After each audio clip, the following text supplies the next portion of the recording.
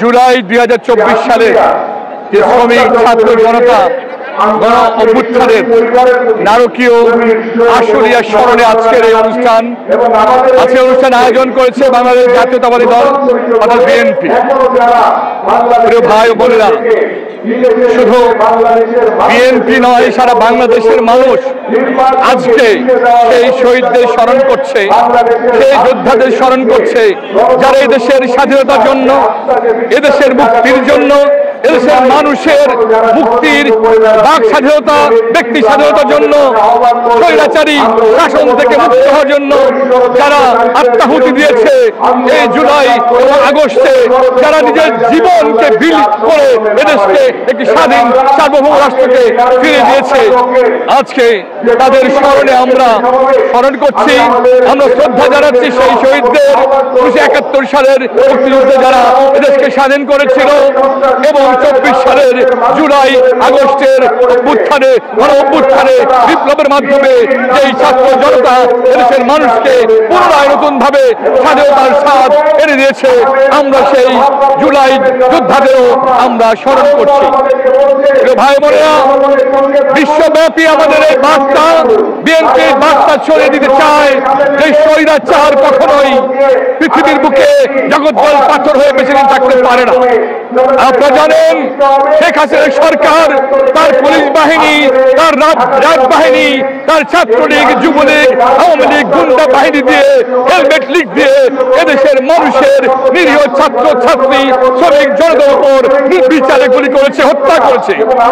এই সেই কুখ্যাত আশুলিয়া থানা, এই থানার পুলিশ নিরীহ মানুষদেরকে গুলি করে মারার পর তারা চরম অবজ্ঞার সাথে এই মানুষদেরকে আগুনে জ্বালিয়ে পুড়িয়ে ছারখার করে দিয়ে নারকীয় তাণ্ডব চালিয়েছে। আমরা এই নারকীয় তাণ্ডবের নিকৃষ্টতম প্রত্যাখ্যান করি এবং তার বিচার চাই, এবং এই দেশের মাটিতে অবশ্যই এই ধরনের মানুষের, এই ধরনের পশুদের বিচার হবেই হবে, করতেই হবে। কথাটা আসলে অনেকখানি সত্য। এখনো সবকিছু বিচারের আওতায় আনে নাই, কোন প্রক্রিয়া চলছে। তবে আমাদের অনুরোধ থাকবে, মাননীয় প্রধান উপদেষ্টার কাছে অনুরোধ থাকবে, এই ধরনের ন্যাক্কারজনক কাজ যারা ঘটিয়েছে, যারা নির্বিচারে মানুষকে হত্যা করেছে, তাদেরকে অনতিবিলম্বে আইনের আওতায় নিয়ে আসুন। শুধু ওসিকে বরখাস্ত করলে চলবে না। এই আশুলিয়া থানায় যে সমস্ত এসআই, এএসআই এবং কনস্টেবলরা সরাসরি এই গুলি চালিয়েছে, প্রত্যেককেই আইনের আওতায় এনে তাদেরকে উচিত জবাব দিয়ে এবং তাদেরকে বিচারের আওতায় এনে উৎকৃষ্টমূলক এবং মানুষের দৃষ্টান্তমূলক শাস্তি দিতে হবে। এটা আমাদের জনগণের দাবি। আর নয়তো এই শহীদদের প্রতি আমরা কিছুই করতে পারবো না। আমরা জানি বিচার ইনশাল্লাহ হবে, হতেই হবে। তবে অনেকেই বলছেন যে সব ধরনের পুলিশকে যদি বিচারের আওতায় আনা হয় তাহলে দেশ চলবে কিভাবে। আমরা বলতে চাই, এদেশের নিকৃষ্ট পুলিশ, কুলাঙ্গার পুলিশ, এরা এখনো যদি থানায় থাকে, বিভিন্ন জায়গায় তারা পোস্টিং এ বহাল আছে, তাদের প্রত্যেককে ফুটেজ দেখে দেখে শনাক্ত করতে হবে, বিচারে আওতায় আনতে হবে। প্রয়োজনে পুলিশ যদি একজন না থাকে, এদেশের দেশপ্রেমিক মানুষ আমরা সবাই অবশ্যই আমাদের দেশকে আমরা পাহারা দিব, আমরা আইন শৃঙ্খলা রক্ষা করব। তবুও আমরা কুলাঙ্গার পুলিশদেরকে বাংলাদেশের রাষ্ট্রীয় কাজে চাই না, দেখতে চাই না। এনসিপি নিয়ে কথা বলতে চাই না।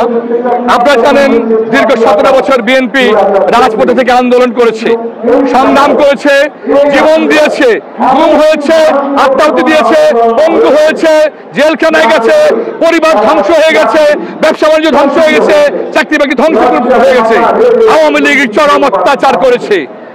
এনসিপির ভাইদের অনেকেই কিন্তু ছাত্রলীগের ছিল, আপনারা জানেন। তখনও কিন্তু তারা আমাদের বিরুদ্ধে কাজ করেছে। যখন এই কোটা আন্দোলন নিয়ে তারা কাজ শুরু করলো, তখন এই ছাত্রলীগের লোক সবাই কিন্তু আন্দোলন করছে। যখন ছাত্র জনতার আন্দোলন মানছে না, তখন বিভিন্ন পেশা শ্রমিক মানুষ যখন এসে পড়ছে, আওয়ামী লীগের নির্বিচারে গুলিবর্ষণের কারণে নিরীহ মানুষ যখন মারা যাচ্ছে, সারা বাংলাদেশব্যাপী একটা প্রতিবাদ জাগরণ সৃষ্টি হয়েছে। এইভাবে এই সমস্ত মানুষের আন্দোলন সংগ্রামের ফলে আজকে এই দেশে স্বাধীন মুক্ত হয়েছে। কিন্তু যখন এনসিপি আজকে তারা বিচার চাইছে না কেন?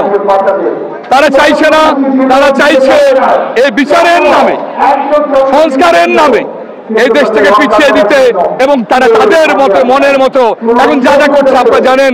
আমি বলতে চাই না, অনেক এনসিপি নেতাদের নামে লুটপাট, চাঁদাবাজি, ধ্বংস এবং দখলদারিত্বের অভিযোগ আসছে, এবং আমার মনে হয় ওরা যেভাবে এগিয়ে যাচ্ছে তারা বেশি দিন এদেশকে তারা কিছু দিতে পারবে বলে আমার মনে হয় না। হয়তো এনসিপি এই কারণে বিরোধিতা করতে পারে, কারণ বিএনপি এবং দেশপ্রেমিক প্রতিটা দল এই ন্যাক্কারজনক ঘটনার বিচার চায়, শেখ হাসিনার বিচার চায়, এবং আশুলিয়া সহ সারা বাংলাদেশের বিভিন্ন থানায় যে ধরনের মানুষকে হত্যা করা হয়েছে, নির্মমভাবে গুলি চালানো হয়েছে, চিরতরে বন্ধ করা হয়েছে, চিরতরে অন্ধ করে দেওয়া হচ্ছে, প্রতিটা মানুষের রক্তের বিনিময়ে এদেশকে স্বাধীন করেছে। প্রত্যেকটা মানুষ প্রতিবন্ধী, প্রতিটা আন্দোলনকারীর জন্য ন্যায় বিচার চাই, এবং নিহতদের স্মরণে আমরা তাদের ন্যায় বিচার চাই। এবং এদেশের মাটিতে অন্য কেউ করুক আর না করুক, বিএনপিকে যদি আপনারা ক্ষমতা দেন, জনগণ ভোট দেয়, ইনশাল্লাহ বিএনপি এর বিচার করবেই করবে।